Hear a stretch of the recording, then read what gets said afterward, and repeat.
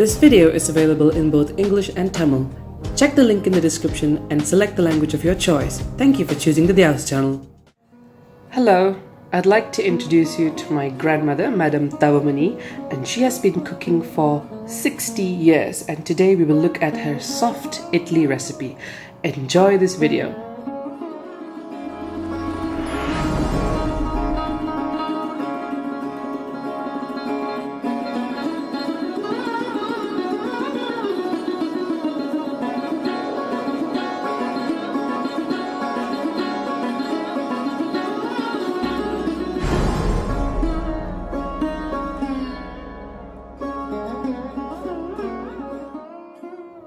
Hello everybody, today we're going to learn how to make soft and delicious idli, and for this the ingredients are 1 cup of urid dhal, about 2 cups of normal rice. I have soaked 1 tablespoon of fenugreek, and just for a bit of taste, some black peppercorns. Now we will soak the rice and dal in water for about 15 minutes.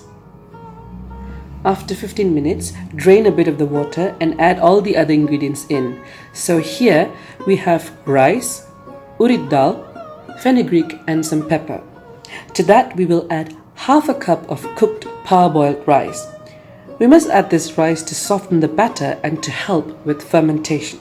Now let's add that in. Now mix everything well. We have some rock salt here, so add a generous amount and mix that well as well. Now let's blend the mixture into a paste.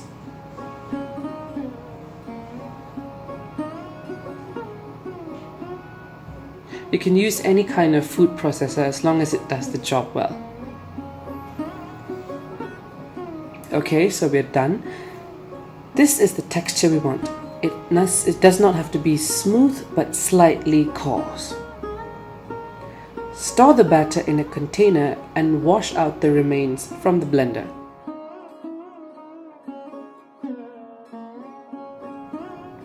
Next, get a whisk and just mix it about for a few minutes, and then just tidy up the whole container and put the lid on.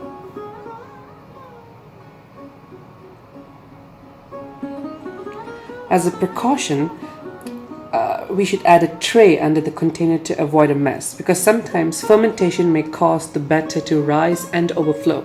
And now to hold down the lid, add a heavy object. In this case we're using a full kettle of hot water, and leave that overnight for the fermentation process. It's now morning, it's 8 a.m. and we have fermented it last night, and look, it has risen above. And this is the idli tray. We're going to add a bit of oil, and we're going to rub the oil onto the tray so that the idli batter will not stick during the steaming process. Place the idli tray on a steamer and let that heat up a bit for about 2 minutes. It has been 2 minutes now. The water is about to be boiling, and now let's put in the batter and make some idlis. As you can see, the batter is now fermented and bubbly. It smells sour as well, and that's what we want. A ladleful on each indentation in the tray.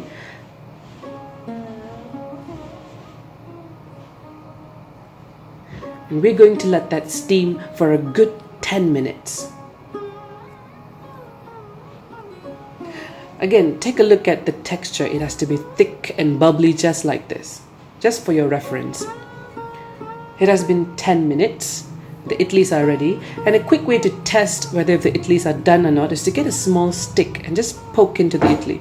If it comes out clean, then the idli is good to go. Take the idlis out of the tray.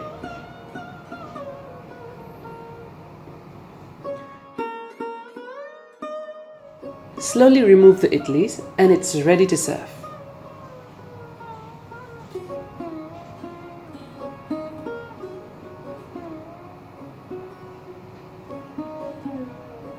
Look at how soft and bouncy the idlis are.